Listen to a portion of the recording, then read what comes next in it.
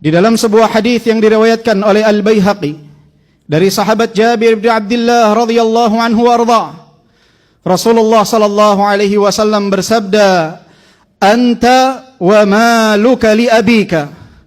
Engkau dan hartamu adalah milik ayahmu. Hadis ini ya ibadallah, terdapat kisah di belakangnya, yang mana telah datang seorang pemuda kepada Rasulullah sallallahu alaihi wasallam. Kemudian dia berkata kepada Rasulullah, "Ya Rasulullah, inna abi akhadha mali." Wahai Rasulullah, sesungguhnya ayahku telah mengambil hartaku. Maka Rasulullah sallallahu alaihi wasallam ingin bertabayyun. Sallallahu alaihi wasallam mengatakan, "Idhhab fa'tini bi abika." Pergilah, datangkanlah ayahmu ke hadapanku. Ketika pemuda itu pergi memanggil ayahnya, turunlah malaikat Jibril. Kemudian mengatakan kepada Nabi sallallahu alaihi wasallam, "Innallaha yuqri'ukas salam." Sesungguhnya Allah Subhanahu wa taala mengucapkan salam kepadamu. Kemudian mengatakan, "Idza ja'aka syekh fasalhu an syai'in qalahu fi nafsihi ma sami'athu udhuna." Jika datang ayah dari pemuda tersebut, maka tanyakanlah kepadanya tentang sesuatu yang telah diucapkan di dalam hatinya namun tidak pernah terdengar oleh kedua telinganya. Maka ketika pemuda tersebut datang bersama ayahnya, Rasulullah sallallahu alaihi wasallam pun menanyakan hal tersebut. Apa yang telah dia ucapkan dalam hatinya namun tidak pernah terucap oleh lisannya, sehingga kedua telinganya pun tidak pernah mendengar hal itu. Maka ayah dari pemuda tersebut pun merasa kaget. Bagaimana Rasulullah bisa mengetahui apa yang ada di dalam hatinya? Kemudian Rasulullah sallallahu alaihi wasallam pun berkata, "Qul wa ana asma." Katakan apa yang ada di dalam hatimu dan aku akan mendengarkannya. Maka ayah dari pemuda tersebut pun di hadapan Rasulullah dan di hadapan putranya menyuarakan isi hatinya dengan bait-bait puisi. Dia mengatakan, "Ghadawtuka mauludan wa muntuka yafi'an, tu'allu bima ujni 'alaika wa tanhalu. Idza lailatun daqatka bis-suqmi lam abid, li suqmika illa sahiran atamalmalu. Ka'anni anal matruqu dunaka billadhi turiqta bihi duni fa'ainaya tahmulu. Takhafur rada nafsi 'alaika wa innaha la ta'lamu anna al-mauta waqtun muajjalu." Ketika engkau dilahirkan, akulah yang mengurusmu dan akulah yang membesarkanmu sehingga engkau berusia remaja. Kemudian segala jerih payahku telah engkau rasakan dan engkau nikmati.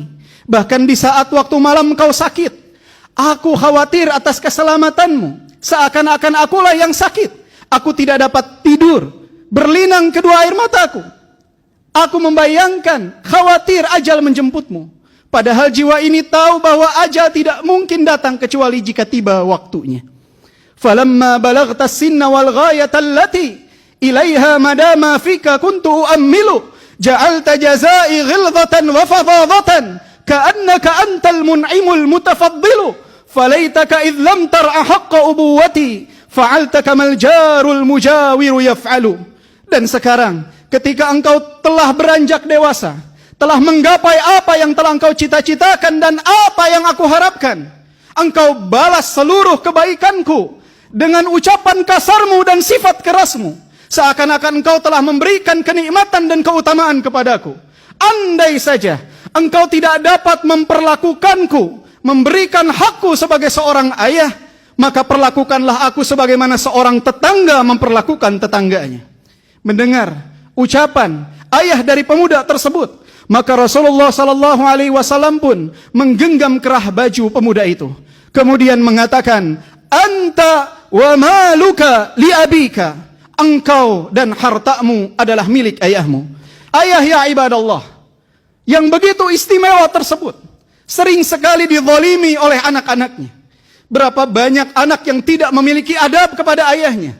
Berapa banyak anak yang selalu meninggikan suara di hadapan ayahnya. Berapa banyak anak yang selalu mengacuhkan ayahnya.